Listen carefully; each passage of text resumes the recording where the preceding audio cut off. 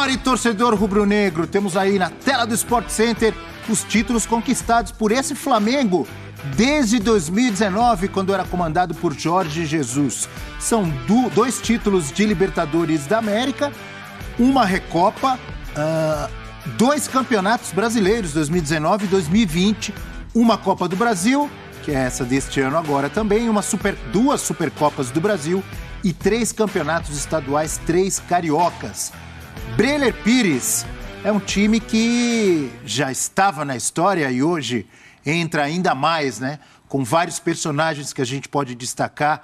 Um deles, por exemplo, o Gabigol, fazendo mais uma vez. Aliás, só Zico e Gabigol fizeram gols em finais de Libertadores pelo Flamengo. É isso, e 4 gols cada um. O Gabigol, ele é o símbolo dessa geração vencedora do Flamengo, por tudo o que ele representa, não só em campo, mas fora. A capacidade que o Gabigol tem de mexer com a torcida rubro-negra é uma sinergia impressionante, uma sinergia rara que só os grandes ídolos conseguem.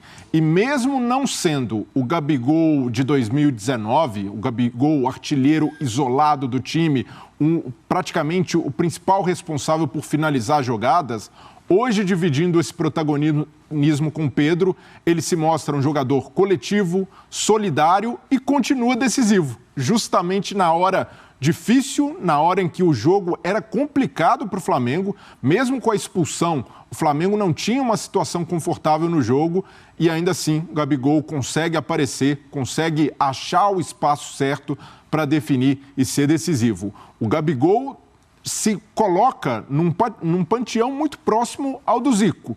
É difícil de alcançar por tudo que o Zico representou e até pelo jogador que o Zico é, mas o Gabigol tem condições, pela idade, pelo tempo, pela identificação com o Flamengo, de superar o Zico um dia. Essa discussão, para mim, não pode ser interditada. O Gabigol tem feitos gigantes. Não só ganhou 2 Libertadores com gols dele, como fez na que o Flamengo perdeu o título no ano passado contra o Palmeiras. Então, e também foi artilheiro 2 vezes, de 2 edições de Libertadores. Por tudo que já conquistou, eu vejo que o Gabigol é um desses únicos, é difícil falar isso, que tem condição, que pode alcançar o Zico, que pode sonhar em estar na galeria ou estar como o maior ídolo da história do Flamengo. Missão difícil, mas é uma motivação para o Gabigol nos próximos anos e nos próximos desafios com o Flamengo.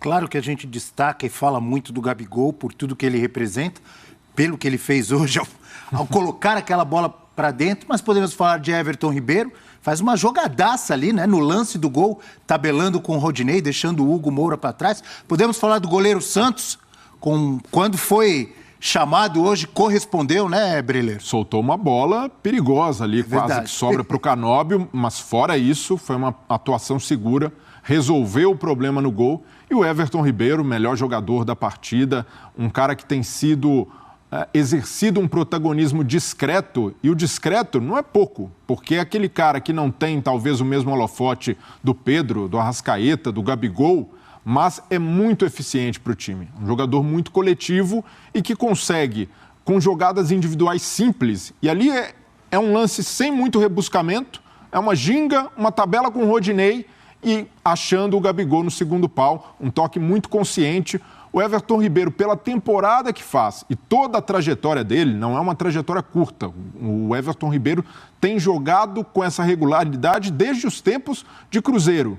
Por tudo isso, esse conjunto da obra, não só pelo que fez pelo Flamengo, eu vejo que o Everton Ribeiro tem de estar na Copa do Mundo. É um jogador que faz por merecer, e até em relação a outros jogadores, concorrentes como Felipe Coutinho, que está na Europa, mas eu vejo o Everton Ribeiro hoje com bola para jogar uma Copa do Mundo. Difícil ser titular, porque o Tite já tem uma ideia de time, mas pelo que tem jogado, o Everton Ribeiro se credencia, sim, para estar no Catar. Quando o time tem tanta gente boa, tantos jogadores de destaque ou de qualidade, acontece o que aconteceu hoje, né? De enfrentar um outro time, um adversário muito bem preparado, com uma marcação difícil, individual. Uma tarde, por exemplo, um dia em que não vimos um Arrascaeta super inspirado, não vimos o Pedro, que foi eleito o melhor jogador da Libertadores, super inspirado, mas num lance com o talento do Gabigol, do Everton Ribeiro, eles decidem, o time consegue o que queria.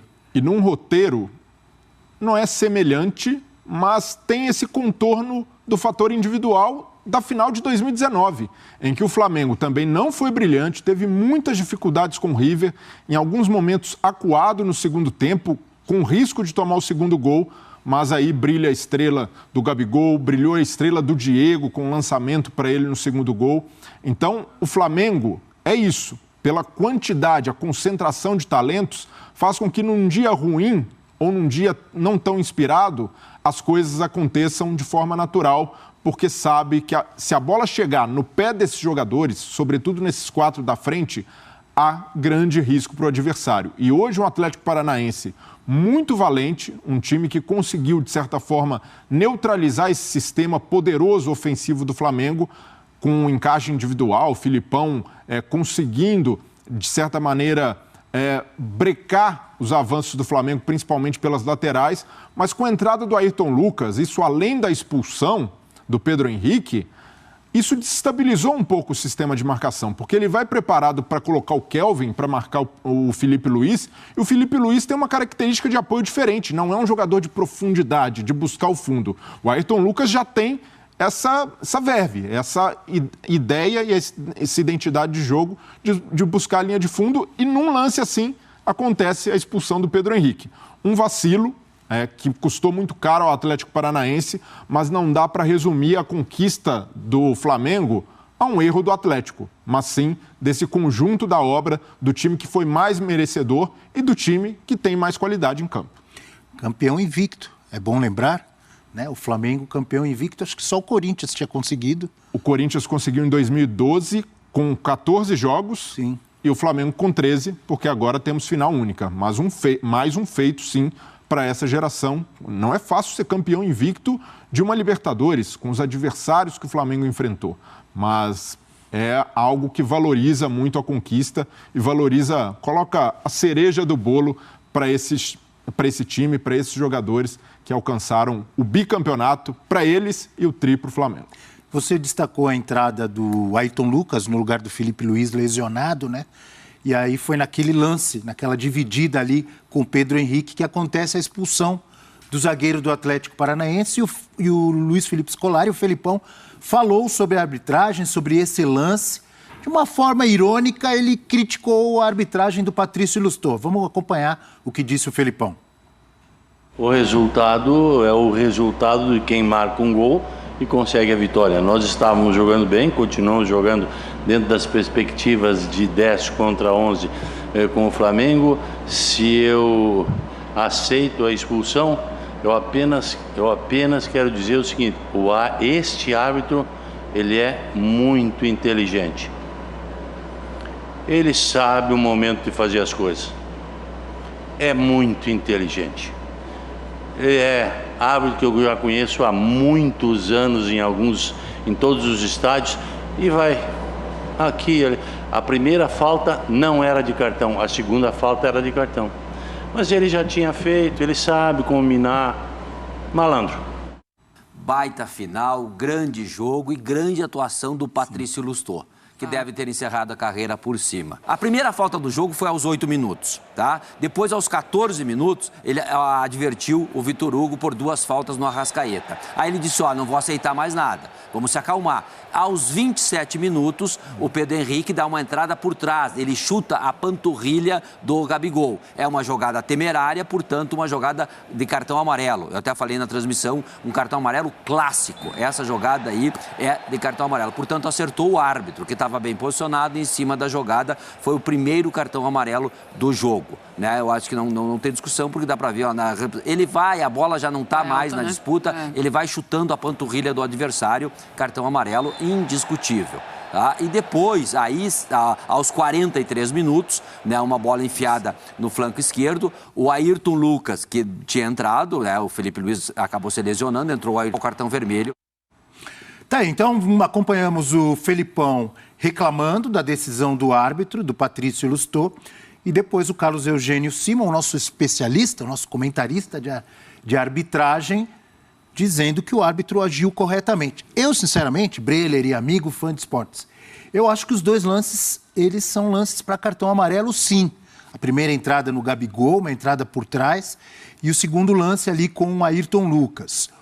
O que eu analiso e tento entender o que o Felipão está reclamando é que nem sempre os árbitros agem dessa forma. Sim.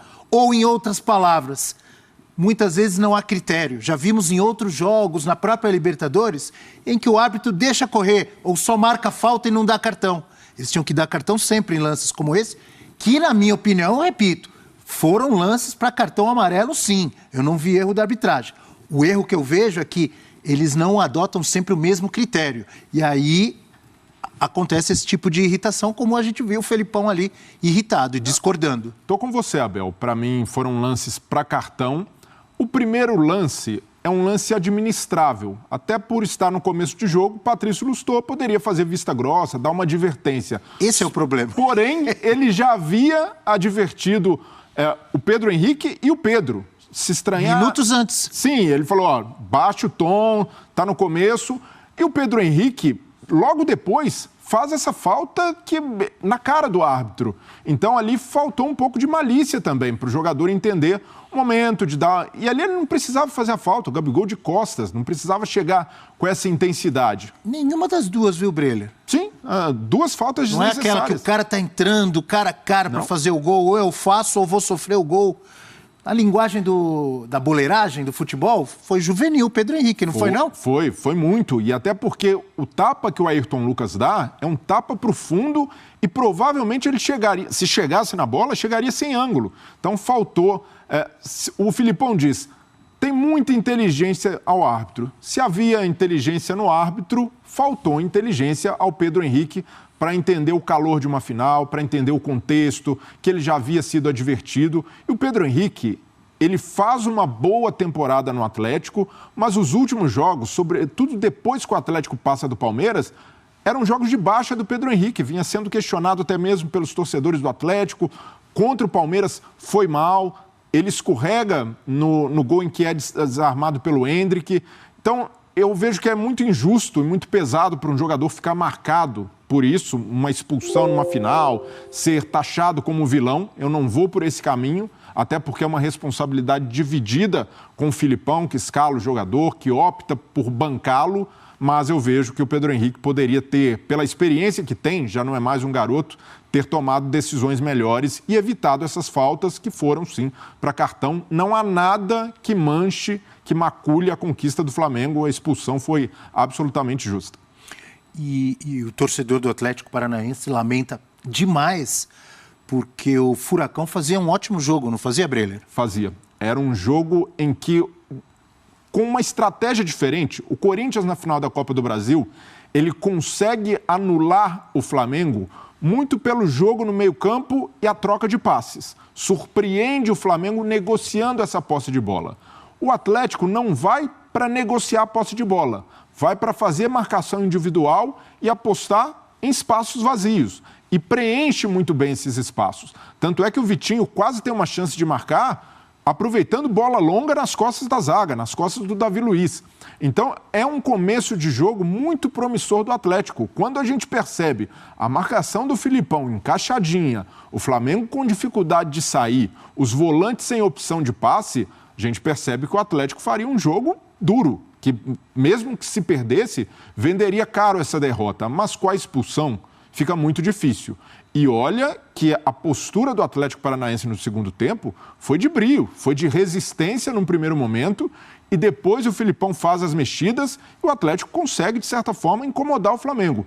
Eu vejo que o Flamengo pecou pela parte física, o Flamengo já chega desgastado nessa reta final de temporada e até por isso há uma escolha, não sei se o Dorival chegou ali no intervalo e falou, vamos baixar, vamos segurar esse resultado, mas os próprios jogadores, entendendo esse momento físico, já seguram, tentam administrar e o Flamengo correu riscos por isso. Então, é de se valorizar, sim, uma conquista, um bicampeonato de Libertadores, mas pela qualidade que esse time tem, jogando com um jogador a mais durante todo o segundo tempo, o Flamengo poderia ter administrado de outra forma, tentando ser um pouco mais intenso, tentando incomodar mais a defesa do Atlético Paranaense. Faltou, para mim, perna nesse final de temporada para o Flamengo e, por isso, foi mais sofrido do que esperado a final da Copa do Brasil e também esse segundo tempo com um jogador a mais contra o Atlético Paranaense.